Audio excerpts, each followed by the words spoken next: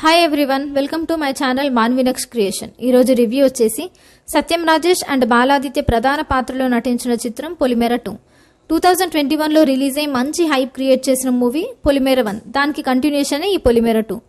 Movie బాగుంది. Video last వరకు చూడండి, లాస్ట్లో రేటింగ్ ఇస్తాను. ఇక కథలోకి వెళ్తే సత్యం రాజేష్ తన ప్రేయసైన కవితతో కలిసి కేరళ పారిపోతాడు. వీళ్ళని వెతుక్కుంటూ సత్యం రాజేష్ తమ్ముడైన కానిస్టేబుల్ బాలాదిత్య వెళ్తాడు. వాళ్ళ మిస్సింగ్ కేసుని ఎస్ఐ రవీంద్ర నాయక్ దర్యాప్తు చేస్తాడు. అదే సమయంలో తనకి ఆ ఊర్లో గుడిలో నిధి ఉందని తెలుస్తుంది. అసలు ఆ నిధి ఏంటి, తనని వెతుక్కుంటూ వెళ్లిన బాలాదిత్య ఏమయ్యాడు, పొలిమేర 1లో జరిగిన హత్యలకు కారణం ఏంటి, చివరికి ఏమైంది అనేది మిగిలిన కథ. మూవీలో ప్లస్ అండ్ మైనస్ పాయింట్స్ చూద్దాం. మూవీలో స్క్రీన్ ప్లే అంతగా బాగాలేదు.